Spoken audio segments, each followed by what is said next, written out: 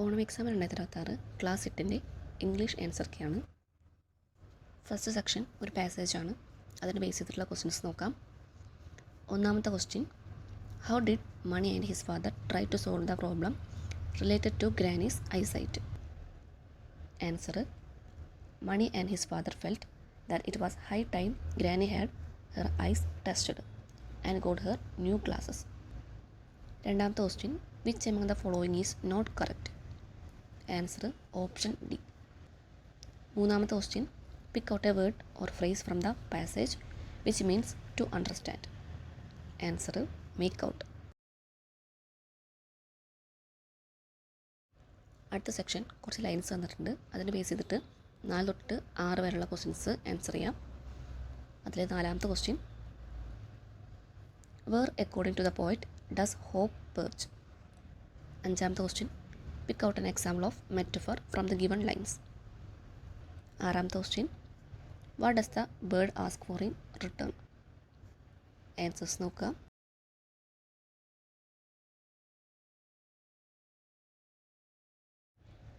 അടുത്ത section the 7 ages of man എന്നുള്ള പോയത്തിലത്തെ ലൈൻസ് കൊടുത്തിട്ടുണ്ട്.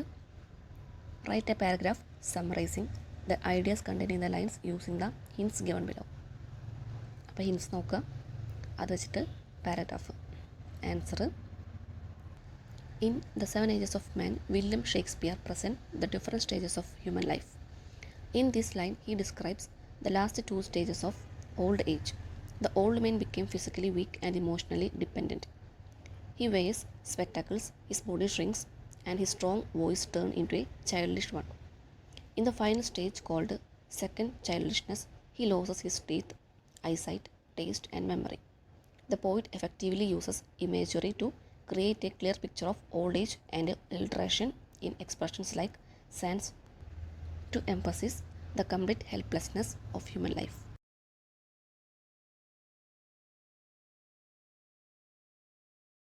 അടുത്ത സെക്ഷൻ ഒരു പാസേജ് തന്നിട്ടുണ്ട്. അതിനെ ബേസ് ചെയ്തിട്ടുള്ള ക്വസ്റ്റ്യൻസ്. പാസേജ് നോക്കുക.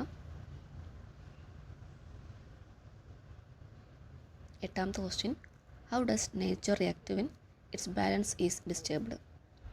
Answer, option C.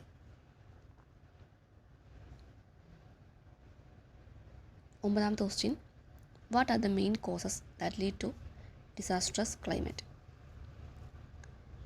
Answer, cutting down trees for land, burning fuels for energy, and wasting water have caused disastrous climate. പത്താമത്തെ question, how can we live in harmony with nature again? Answer, we can live in harmony with nature by planting trees, using renewable energy, reducing waste, and protecting natural resources.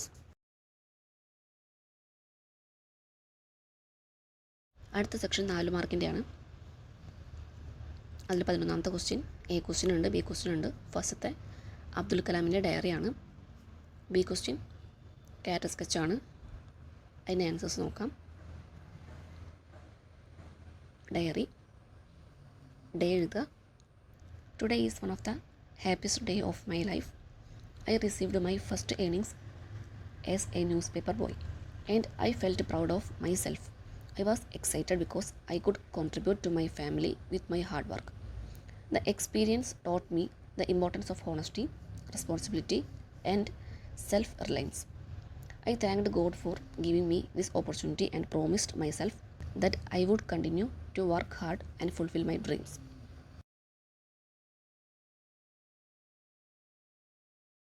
അടുത്തത് character സ്കെച്ചാണ്.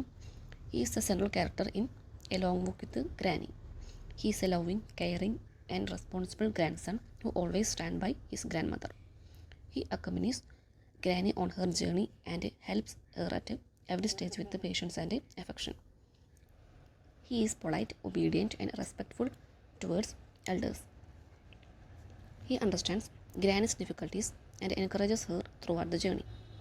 He is mature enough to take wise decisions and never leaves Granny alone in difficult situations. His kindness, compassion, and sense of responsibility make him an ideal grandson and a lovable character.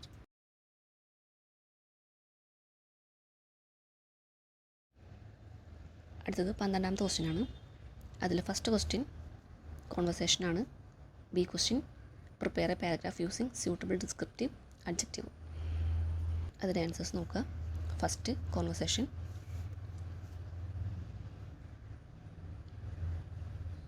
B question. Paragraph നോക്കുക. The picture shows a busy and colourful street market. There is a small attractive shop decorated with many beautiful items. A friendly shopkeeper is serving the customers with a smile. Many happy and curious people are standing in front of the shop and enjoying the lively atmosphere. The street is clean, crowded and vibrant, and the tall buildings in the background make the place look more beautiful. The picture presents a cheerful and pleasant market scene.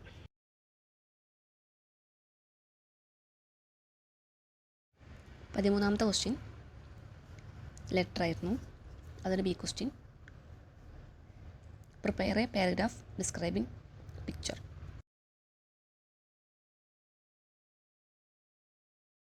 Answer first A question answer letter ആയിരുന്നു. From address, to address, subject, അതിൻ്റെ paragraph.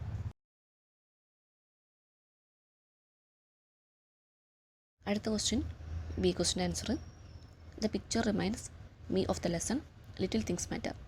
It shows a young boy carrying a bundle of newspaper to sell. Like young Abdul Kalam, the boy appears hardworking, sincere, responsible and determined. He is ready to work at a young age to support his family and understand the value of hard work.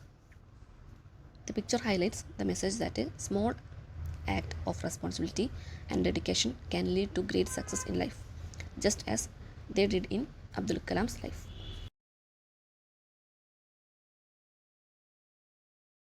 അടുത്ത question പ്രൊഫൈലാണ്. Hints വെച്ചിട്ട് profile.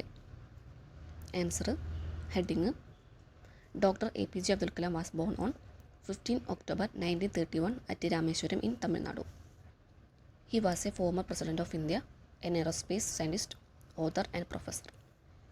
He was popularly known as the Missile Man of India. His autobiography is Wings of Fire.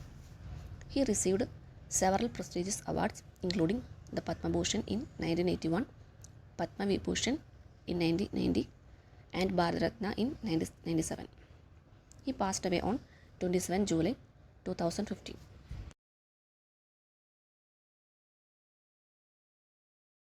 അടുത്ത question ഒരു table of details കൊടുത്തിട്ടുണ്ട്. അതിനെ base ചെയ്തിട്ടുള്ള questions നോക്കാം. അതിൻ്റെ answers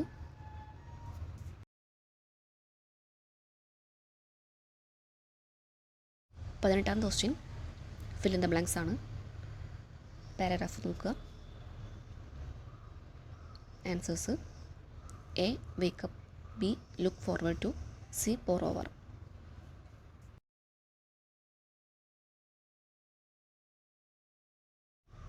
അടുത്ത ക്വസ്റ്റ്യൻ എഡിറ്റ് ദ പാസേജ് ആണ്. അതിൻ്റെ ആൻസേഴ്സ് നോക്കുക.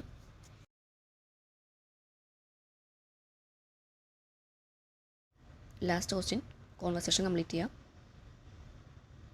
അതിൻ്റെ answer A what have you bought for us granny, B take an umbrella, C what will you do.